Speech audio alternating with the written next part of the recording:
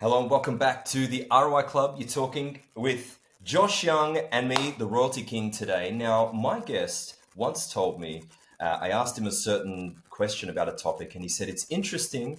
It currently doesn't have any of my investment dollars. And I always remember that. I think it was very instructive as to a filter with which we can view the world. Today, we're going to touch on some interesting things and what is and may not be investable. So, Josh, welcome back. It's a pleasure to have you. How are things with you? Yeah, thanks for having me. It's great to be back on your show. Always a pleasure, sir. Guys, like and subscribe to the channel. Helps get the word out there. So, Josh, let's dive in. Prices are supposed to be set, at least from my understanding, by supply and demand in the long run. So maybe we can get an updated overview globally, just a high level in terms of oil supply, oil demand, and how you view the current situation coming into the rest of 2025. Yeah, I mean, I like the way that you laid that out because um, it is supposed to be set by supply and demand, and there's room in the oil market and in other physical markets for sort of a fudge factor via a combination of physical storage and also via expression of speculative interest via futures markets. And so you can end up with short-term disconnects between the physical supply-demand balance and price, both through inventory additions or subtractions physically, as well as through the creation or destruction of future contracts for any given commodity. So I think that ends up sometimes leading to distortions. And in some cases, you can end up with real big mispricings in commodities at this point with how big the futures markets are and derivatives and so on, that give people a very different picture of the supply demand balances than what you'd see if you just looked at the fundamentals. So for oil right now, it looks like we're in shoulder season, which means it's not peak sort of winter travel. And you're also not in the summer driving season yet in the Northern Hemisphere. So you're at sort of a seasonal low or near a seasonal low for oil consumption. And you're also shifting from heating oil and diesel, which are big sort of winter type demand portions, to gasoline and jet fuel, which are sort of more summer demand portions. So you're in a time where you're supposed to be building inventories, both for products as well as in theory for crude oil, and instead you're actually seeing inventory declines, or sort of a flat sort of scenario right this second. And it looks like from the high frequency data, and it's one of those very frustrating things about the oil market in particular, the data is terrible. And so there's all these vendors that like try to sell you, oh, we have like up to the second, but often it's wrong. And then you'll see people like post these things from various firms. I don't want to rag on any particular ones, but they're all wrong. And they'll often revise without sort of telling you that they've revised in both directions. At least like the EIA, sort of, it's a government agency, so it's sort of stuck with whatever it puts out, and then has big revisions that everyone makes a big deal about in both directions. So anyway, long preface, but there were declines close to 1 million barrels a day, it looks like, for January and February. March looks sort of closer to balanced, and again, it should be a build time of year, and instead it was a balance. And I think you're going to start seeing bigger declines potentially as we get closer to summer driving season, which again is not consensus. There's supposed to be builds right now, and if declines continue like we saw at the start of the year, oil is grossly mispriced. Like it should be closer to, let's say, $90 a barrel WTI versus 69 or so right now, just based on comparative inventory balances. There's various models for that, as well as just looking at the trajectory of inventory declines, and the potential for those to continue and draw inventory levels to sort of dangerously low levels. Okay. And we've had this idea before that inventory levels are starting to draw. There's not a lot of wiggle room, let's call it, between the inventories and an expected rise in demand over the long term.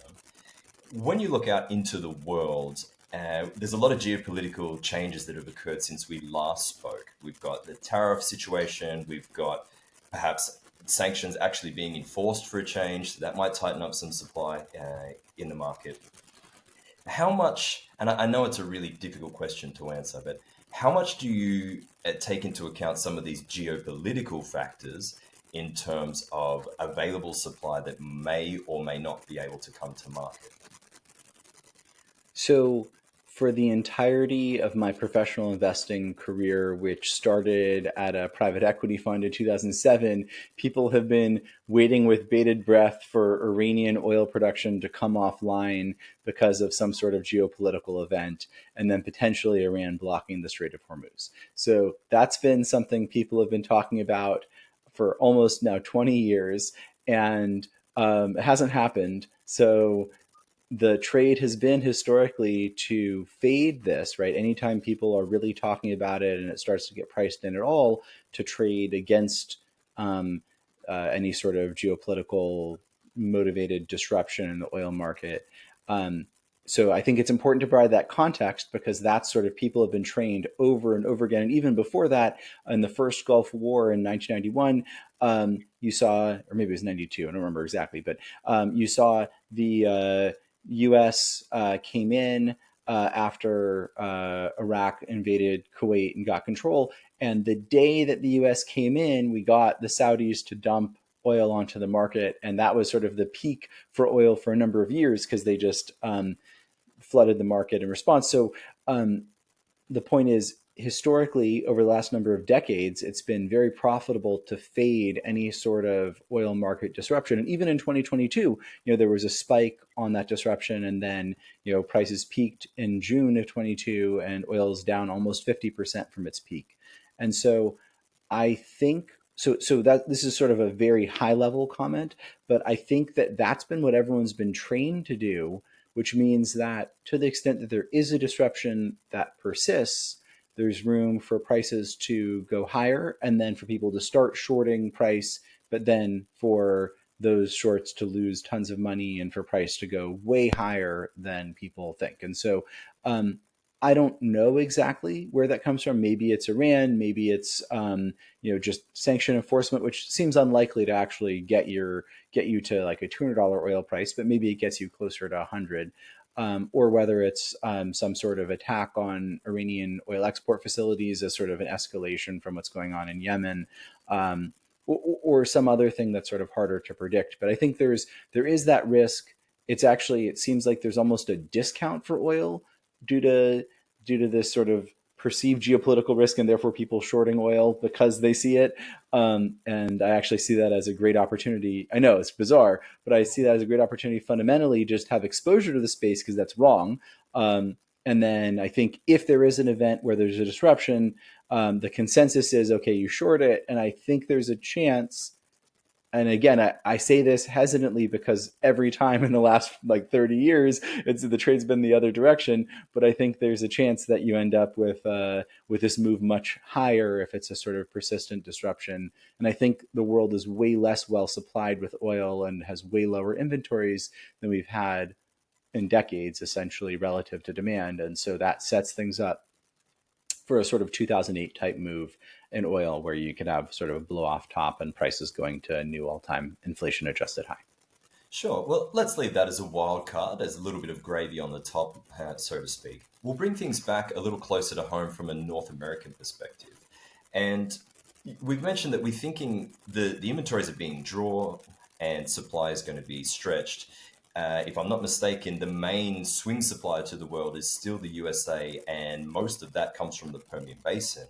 Let's talk about the Permian Basin. A lot of discussion around the Permian. Is growth in supply due to rollover? Are we getting more of a gassy production profile? I thought I'd ask you for your thoughts in terms of what you've seen in terms of both the growth and the production profile in the Permian with regards to the water cut and the gas cut.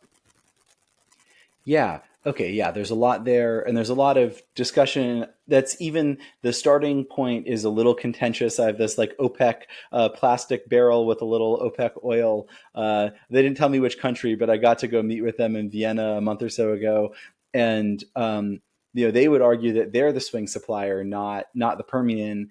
And if you look at the data, There's a little bit of contentiousness around this, but the Permian has either peaked for crude oil and then is still growing for NGLs, or is growing but growing by a small amount, depending on sort of who you ask and sort of which aggregation of production you look at and how you count it. And I know that's not very satisfying, but I think it's maybe the most honest.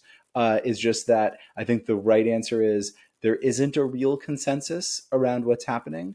And so if you set sort of the bounds on it at current activity, production growth is slowing for sure.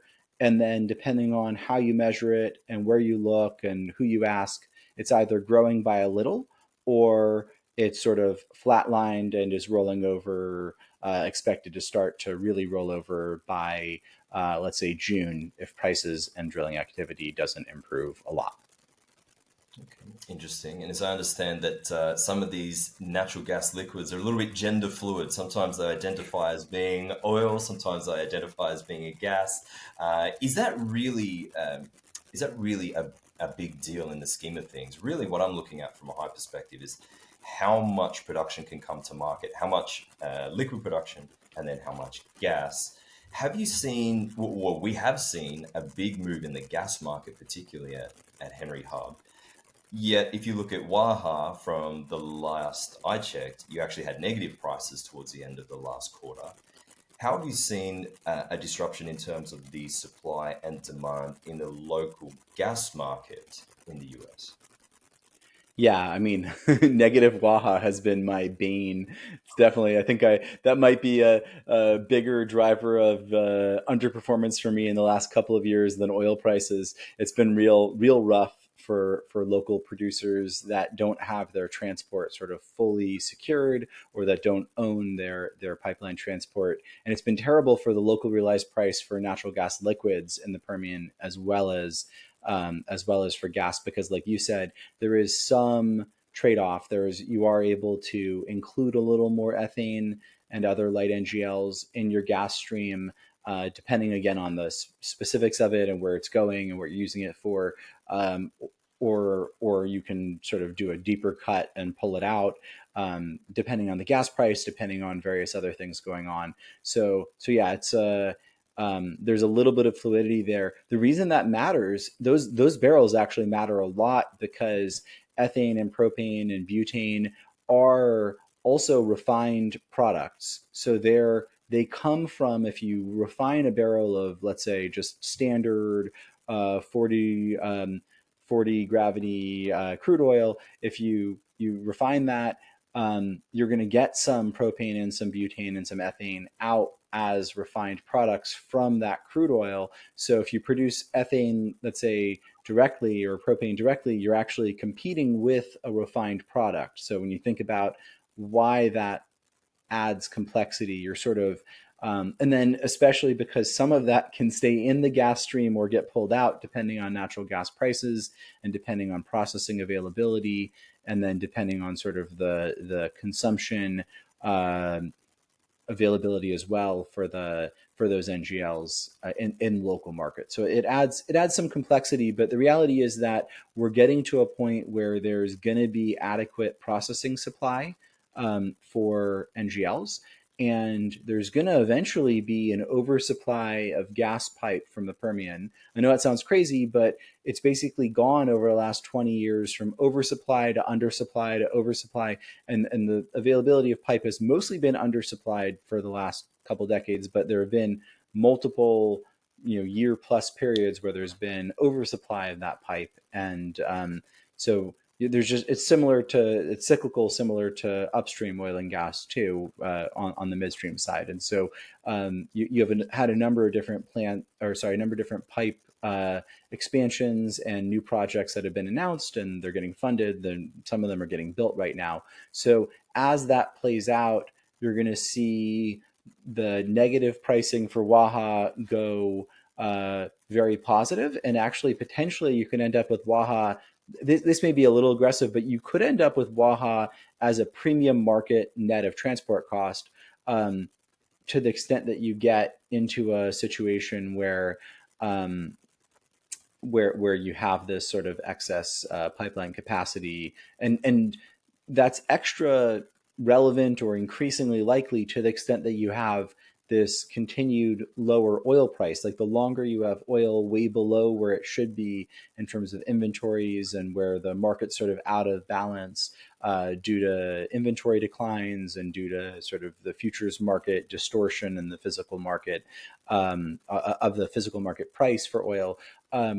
You're going to end up with potentially too few rigs running in the Permian, which could end up with an undersupply both on the gas and NGL side, and that could have sort of contribute to this potential re-rate in local prices. But again, these are sort of like broad observations rather than specific numbers, and part of that is there's just so much complexity that when you look at there's a pipe down. I'm forgetting the name. There's a pipe down right now for maintenance. That's the driver for negative prices for Waha. But in theory, right now, there's enough takeaway for current production capacity to actually have, let's say, $3 per MCF Waha today, or 250 or so today, if you just didn't have that pipeline maintenance going on. But then if you didn't have that on, maybe you'd have some more wells turn on that are restricted, or maybe you'd have another rig or two turn on and some completions come on in the next couple of months. And so it's a very, very tight balance right now. And it's way tighter than you'd think, given how much prices have fallen for Waha. It's just such a small market. It's really easy for small changes and balances to move that price a lot. From +3 to -7, like we saw for a while last year.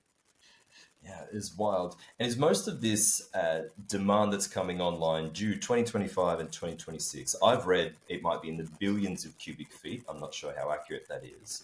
How much is kind of earmarked for domestic versus the LNG terminal destination for export for these gas molecules? So there's a big sort of there's a consensus, which is that a lot of it's going to go actually to power gen for AI data centers and various other sort of in vogue topics.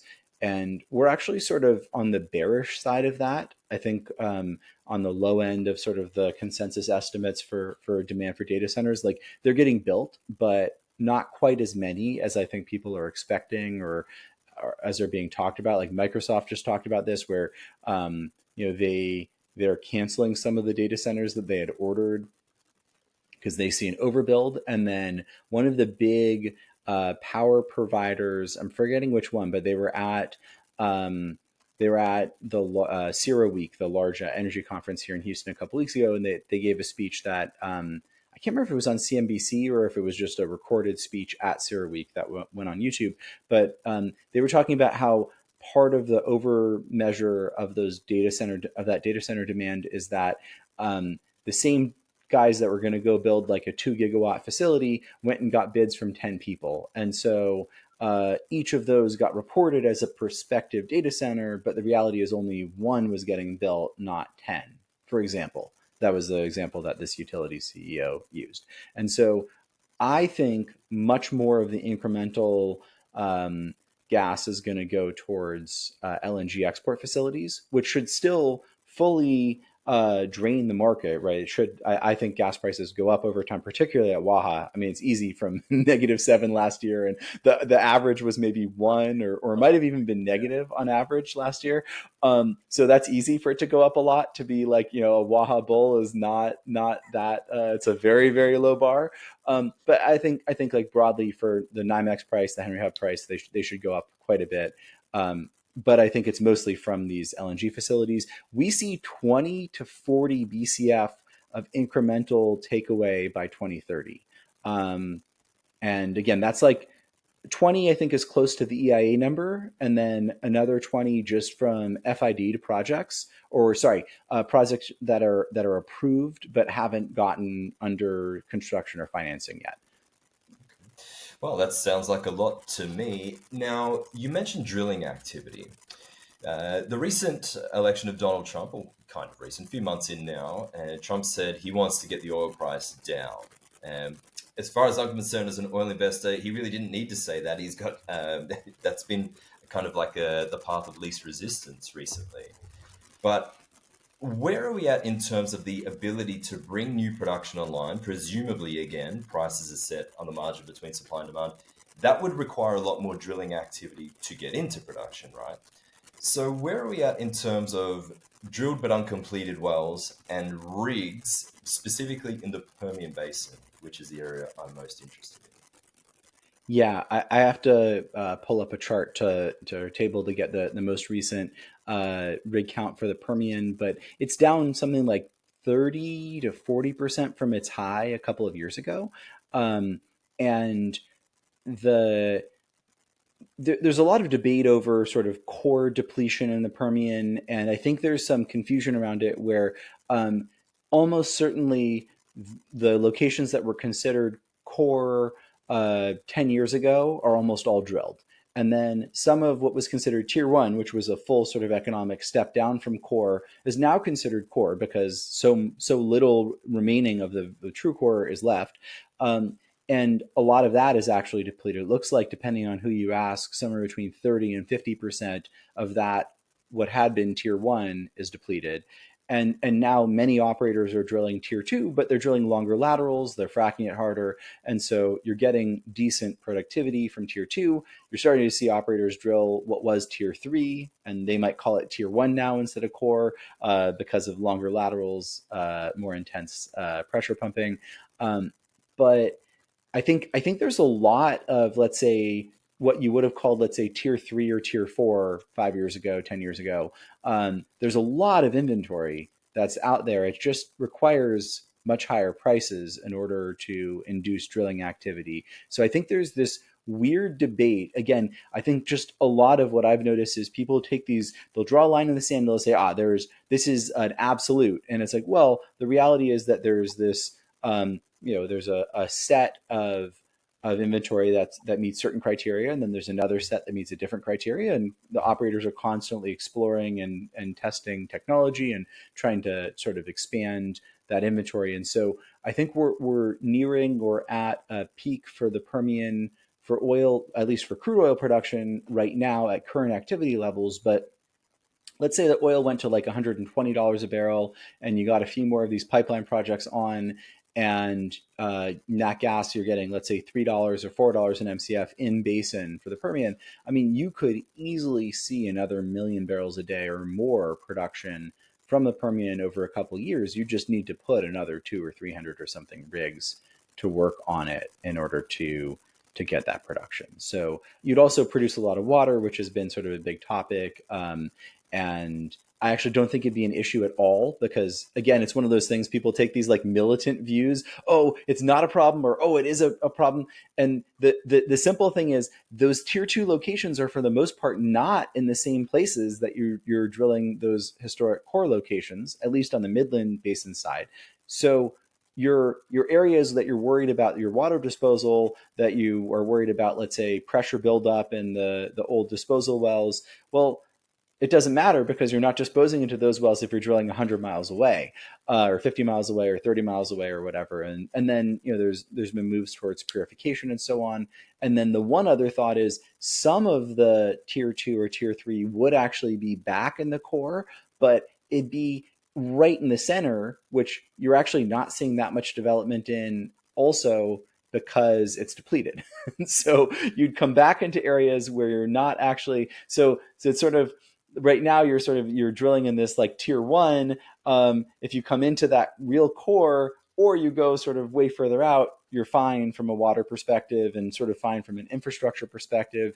And part of what would make the former, let's say, tier two or tier three economic, at least in the core, is that there's already the infrastructure built out, and there's in some cases excess capacity for water handling and so on.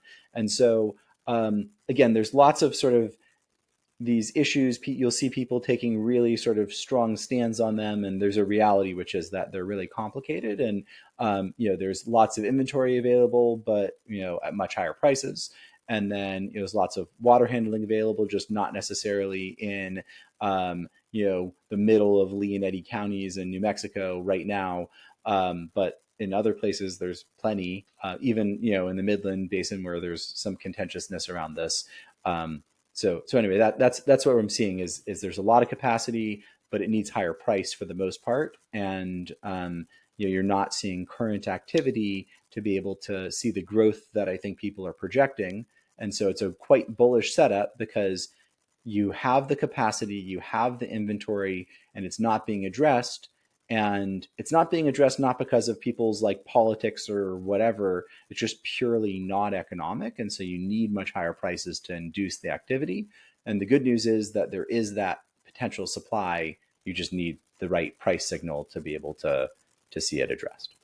Okay, so potentially anything could be tier one acreage under the right pricing circumstances. No, I think that's kind of a joke, but I think you nailed it because people are only, they're very frozen in time in terms of the current commodity price. And of course, some acreage is going to be more or less desirable depending on the geology in the face of the current price environment. But just as lots of things in life can change, the pricing environment can change. And so you mentioned a lot of contention. This is the part of the interview I really wanted to get into. So my thoughts are, okay, who owns all this acreage and who stands to benefit from some of the factors that you mentioned? So we've got production, we've got the energy production, we've got the easement fees and infrastructure, and we've got the water handling. So this has been something that I've been happy with so far, investing in the landowner slash royalty holders. You are not so convinced. So here's the part where we can have hopefully an educational discussion as to why you think these things are way overrated and that I'm some crazy guy on this rather large island in the Pacific. Okay, so I mean, there's more there than that, even, right? There's also the midstream and both the gathering and processing, as well as the sort of the pipelines taking gas and oil and NGLs from West Texas or Southeast New Mexico down to the Gulf Coast or to other markets. There's the oil field services, both the rigs and the pressure pumpers, as well as sort of miscellaneous other services. There's a lot of stuff on that value chain. There's staffing and housing, and there's a bunch of stuff. And I actually am very, very bullish on the drilling rig companies here, partly because everyone hates them, and partly because people, if they want drilling rig exposure, they seem to want to go offshore. Because there's this narrative that's pervasive around offshore rigs. And I have a little exposure there, but you can get, in some cases, bigger discounts to replacement cost with the onshore land rigs that are just easier to see and sort of lower cost for the companies to maintain or stack or whatever. And you have this setup where you have a bunch of inventory. People say, oh, shale's dead, as an example of like, oh, that's why you should go offshore. But you have the rigs there. The rig companies are not using them. They've shown price discipline themselves. And you have all this inventory that just needs a higher price in order to address it. And you're seeing similar sort of demand dynamics for the onshore rigs as you are very broadly with offshore rigs, and in terms of pricing and pricing power and utilization. And there was a narrative that, oh, offshore is going to be so much cheaper and therefore you're going to see much higher utilization. And we've seen that that's actually not been how that's played out.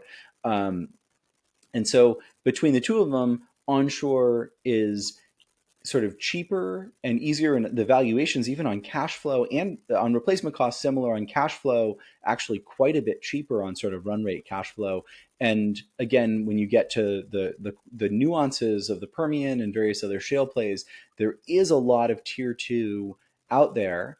And there are these other basins that are almost entirely, let's say, tier two, like the Anadarko Basin. You go to a lot of the different plays in Oklahoma and North Texas and North Dakota, various other spots. The stuff that's left, there's a lot of inventory, just $100 plus to start getting addressed. So I actually think the services is one of my favorite ways to get exposure, because I do think prices need to go up, and as they go up, I think you get more rigs running, and as you get more rigs running, the prices, their day rates go up, and the utilization goes up, and that's where you get into a real beneficial price environment for those equities. And I think it's quite asymmetric.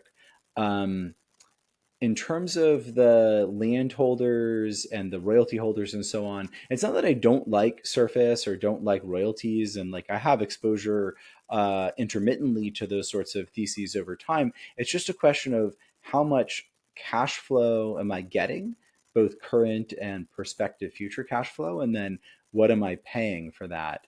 And my problem with the land and easement companies and the royalty companies, especially with Permian exposure, is that there's been this sort of bubble, both on the private side and public side. And the price you pay for units of cash flow now and in the future is very, very high on those parts of the value chain relative to other parts. And again, they might be lower risk, they might be more stable, but the price for that cash flow to me is way too high. And there's also a lot of these things mostly held by private owners who I think don't fully appreciate how richly these things are valued in the public market, especially on the land side. And so that's my hesitation on that part of it, is even with really good cash flow, very stable, growing, what's that worth versus buying cash flow in a rig business or in an upstream business at a tenth of the value or a fifth of the cost per unit of cash flow. That's certainly the most common objection. I'd like to delve in, well, staying on that topic before we move on. Some of these private landowner royalty owners that you mentioned, do you foresee over the next 5, 10, 15 years that a lot more of these might come to the public markets to tap into that rich valuation that you mentioned? I mean, it's possible, or they'll sell to the existing public companies. And I think there's a risk also that if you're paying, let's say, 20 times cash flow or 40 times run rate cash flow with like a really good growth ramp, but if you're paying that much for cash flow in a commodity business that is also cyclical, even though these cash flows tend to be sort of the more senior, you can end up in a situation where you've done accretive acquisitions, because let's say you've bought something, let's say you're trading at 20 times and you buy something at 15 times and you're expecting really good growth, so the numbers make sense to you on a discounted cash flow basis. You can end up with a bigger pile of cash flowing assets, right? But you're even bigger, and it just becomes more apparent maybe to the public market that your valuation is high relative to the likely cash flow you're going to generate over a period of time. Or by doing those acquisitions, maybe you become more vulnerable to an industry downturn, where if there's a downturn in that cash flow stream, you end up with either more shareholders or more economically sensitive shareholders, where they're more likely to sell in a downturn, or not in a downturn where there's just a boom period where you can get cash flows for way cheaper from rigs or upstream companies or midstream companies or various other things, and where the returns in those other parts of the business end up being good enough that you end up with those shareholders selling to redeploy into some of these other areas. So, for example, there's a private landowner who I know, who was looking at selling one of his pieces of land for a number that he couldn't believe it. In the middle of the desert, right? And it was something like, I don't know, I want to share the specifics, but it was like tens of thousands an acre for surface. And yeah, there was some like infrastructure there, but tens of thousands an acre for surface. And there's millions, I think there might be 10 million relevant acres of surface out there. So anyway, it's one of those things. I think when his neighbors become aware, I told him, sell right away, just take it, sell. When his neighbors become aware that this is an option, they may also list their surface, and whether it's through public or whether it's through selling to existing public companies, I think there's a risk that there's an abundance of this rather than a scarcity. And I think to the extent that there's an abundance, and to the extent that let's say surface related revenues and cash flows become more generally available to the market, it's possible that those re-rate down closer to the valuations that other parts of the energy value chain trade at, even, let's say down towards some of the other more senior cash flow streams like royalties or like midstream assets or gathering and processing or so on trade out. Okay, so what would you estimate a going rate for acreage, random acreage in the Permian? And if there's no shortage of land, is all land equal there? Or if, I guess the thesis of one well-known public company, strategic land acquisitions in order to create the infrastructure synergies, particularly around the water handling side of things. Yeah, I mean, I obviously like raw land that is far from development is going to be worth a lot less than developed land.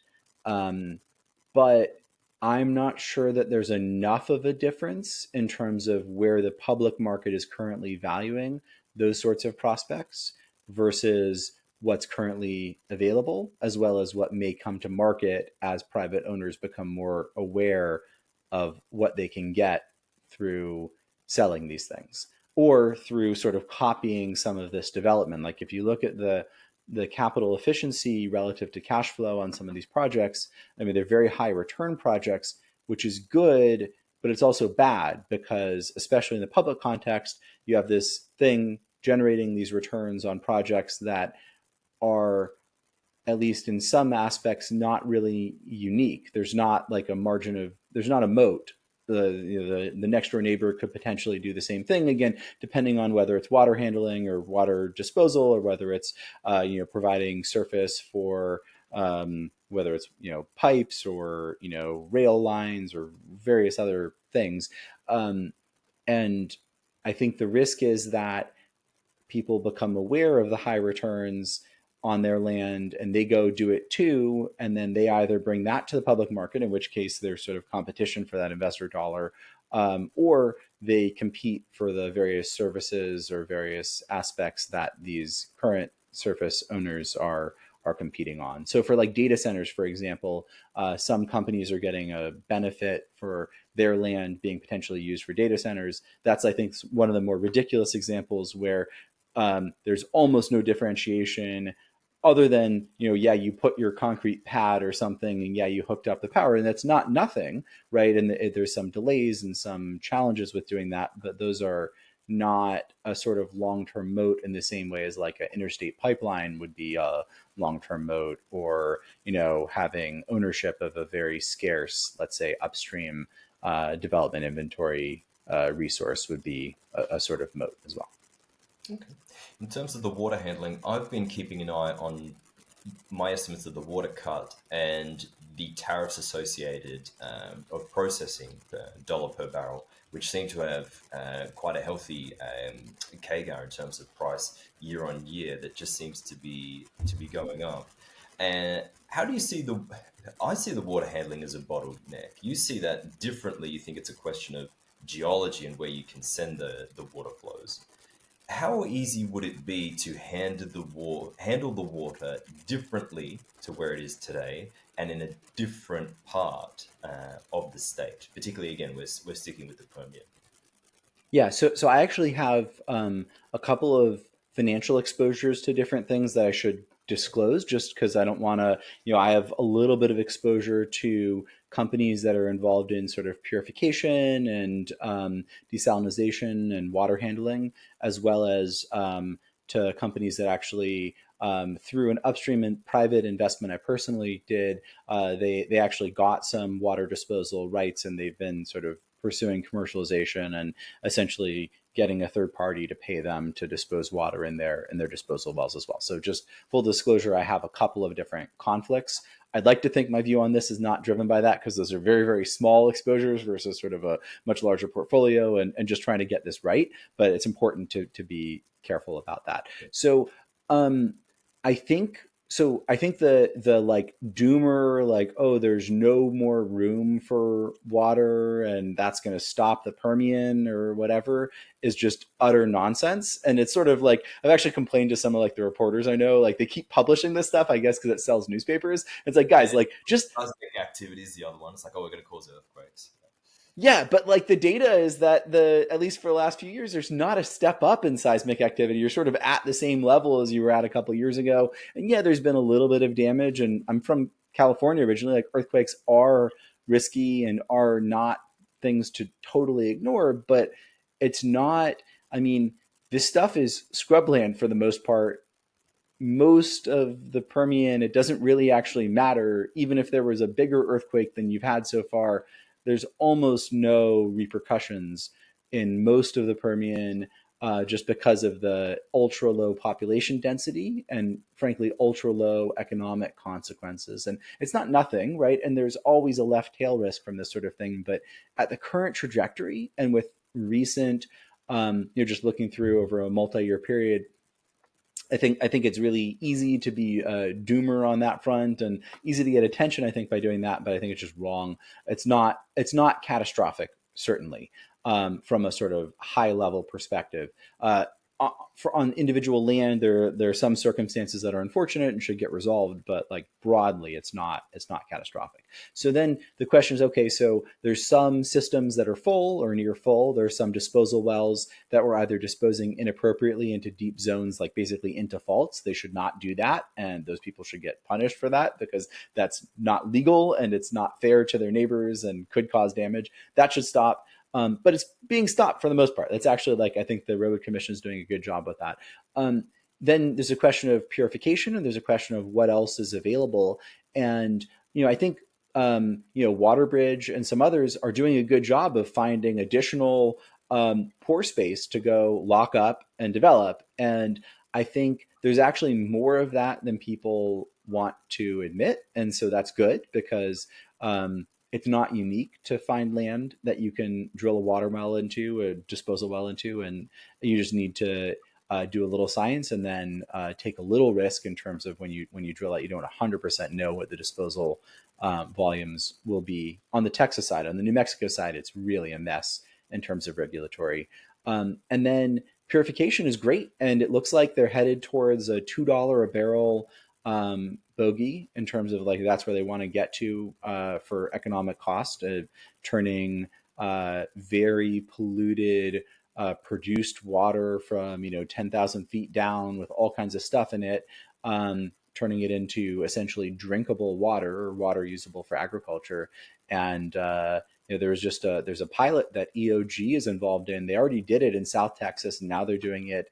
It looks like it'll probably be in West Texas, but maybe it'll be in New Mexico. It sort of doesn't matter. EOG is on that state line area.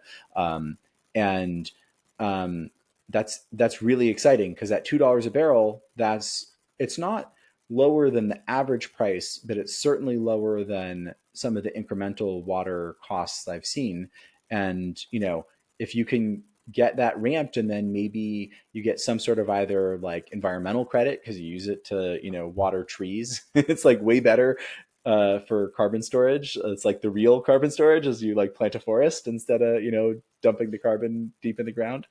um, or agriculture or whatever out there. I mean, there's a lot of like good that can happen, but it's also, I've seen individual water handling charges way in excess of $2 a barrel. And so I think this sort of could bring down some of that extreme pressure in some of the fringes of the field, and could reduce some of the sort of potential excess profits for some of the water handling that you see for some of the water businesses. So anyway, that's like a very high level, my high level take on what's happening right now with the water handling in the Permian. But volumes are going up, and it is more and more of an issue economically. And the good news is it's getting addressed. Okay, that's interesting because I was going to make a comment that if it isn't such an issue, the prices do seem to be rising in terms purely of the handling process. Let's talk the value chain. You mentioned that you like the rigs, particularly onshore as opposed to offshore rigs. What about upstream? Are you looking for upstream producers, any that take your fancy, perhaps north of the border, although that thesis potentially can be changed with tariffs? And in the past, you've been known for seeing the value in the small cap side of things. Are small caps still where it's at for you in terms of valuation risk to reward? Yeah, I mean, I like buying likely cash flow for as cheap as I can get it. Um, and I do try to not take too much risk in terms of permanent capital impairment around that. And, um, you know, I think I've gotten a little more careful in terms of the specific names I've talked about, just because we have like a small portion in our in our book of like ultra high risk, but ultra like very, very asymmetric, almost like options. And talked about one of them, and in the end, it went bankrupt. So that was painful, but it was also like very small, and always talked about how risky it is. But for the most part, we try to find things where they're at a huge discount to their likely liquidation value and to their likely replacement cost, and that can generate many, many times our entry cost for their shares in discounted cash flow over time. And so just looking for the cheapest, most likely cash flow, essentially wherever we can get it in the oil and gas space. And so right now we're seeing that both sides of the border upstream, as well as both sides of the border services. I prefer drilling rigs to pressure pumping and to some of the other oil field services, just because there's that sort of physical aspect that lasts for quite a long time. The maintenance capex on rigs is much lower than pressure pumping, and it's also to some extent much simpler than some of the various other I'll call it like miscellaneous services associated with drilling and completing and producing. And so that's sort of broadly where we're finding value. And yeah, the small caps are hated. Some of the stuff, you and I talked about and various other names have gotten destroyed. And honestly, that sort of makes me like them more. It makes me probably a terrible short-term public equity investor, but and again, none of this is a solicitation or recommendation or whatever, but we've done really well over the 10 years that we've run Bison through just finding things that are hated and very, very deep value. And sometimes they get more hated. That's part of the challenge, and I think part of the fun. So, I'd say not too much has changed. If anything, I think I like small caps even more here because they're hated. They're even more hated. And some of the things that have really big discounts to intrinsic value, or had that have even bigger discounts, and have maybe even more certainty on cash flow, or making even more money on a per share debt adjusted basis. And so I like them, but it also sometimes means that I got to suffer a whole lot in between liking them and profiting from them. Don't we all at times? IPOs, you mentioned Waterbridge. Rumors are they're looking for an IPO, if not this year, hopefully by next year. Will Josh Young and Bison potentially be participating in an Um, IPO? Yeah, it's like what's that quote? I don't want to join any club that'll have me. I don't really like fair deals per se. I like win-win deals, but I don't really like fair, well-marketed deals. And so, um, my preference is to buy stuff that is off the run. People hate it because the price has gone down a lot. People hate it for XYZ reasons that you can see easily on the internet. Or on the private side, very interested where there's anchoring on price, and there's sort of like really big biases, and have done pretty well on those sorts of deals in the private market as well. But generally IPOs are not like that, and especially in areas that are sort of front and center from like a narrative perspective. And so probably wouldn't be a thing that I would participate in. And for we have some exposure to an emerging shale play, and there's a public company that came out last year at a value that was like 3 times what we thought our assets were worth. And so it's great to have that happen because it's a good mark to market. But it's also terrible because why would I want to go pay, let's say, 70,000 a flowing barrel in an area where we're creating the production for sub 25,000 a flowing barrel? So, generally, I haven't found great value, unfortunately, in initial public offerings. Sounds like you're a subscriber to the theme that IPO stands for it's probably overrated. We're coming up on the 5 minute mark. Is there anything I haven't asked you that I should have? Is there any comment you'd like to make before we wrap up? Yeah, I think we're gonna get to this drill baby drill thing. It's like been real fun to talk about how it's not happening and so on. I think like the problem with like failing policies and trade uncertainty and suppressed prices is that these things lead to consequences, right? So the short-term consequences are a slowing economy, more financial market risk of recession, stock price volatility, and mostly downside stock price volatility. But with an undersupplied oil market and with oil prices too low to induce investment to adequately supply the market, we're at risk of sort of what we described happening, where you end up with a grossly undersupplied market, maybe inventories getting way too low, there being a run on the futures, which again, the positioning I think has sort of helped suppress the price. Um, and you could end up with a lot more rigs running. And as you have that, those rigs are going to go on worse and worse land. So you could actually have rig, I guess, well productivity degradation on sort of a per day or per rig basis. And that could mean you need to run even more rigs relative to what you would have thought in order to get that same amount of production.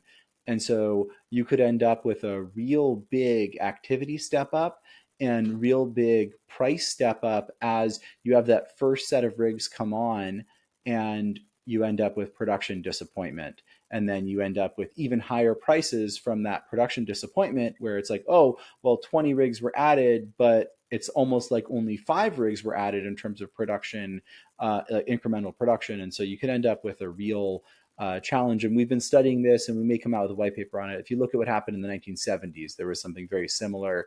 There was a perception of a glut and a perception of sort of infinitely available oil at a low price. And it turned out that when you added a bunch more rigs, you just didn't get quite as much as you thought. And this would be a really good scenario for the land bridges and water bridges of the world, as well as the midstream guys. I mean, just in general, I think you'd end up with the boom. I just think the winners are going to be the small companies that have a bunch of land that's considered tier 2 or tier 3 or whatever, and the services companies that I think are the direct beneficiaries of that sort of activity. Yeah, well said. And I agree with you. I think the winner at the end of the day will be Mother Nature and geology, and not a simple set of problems to solve.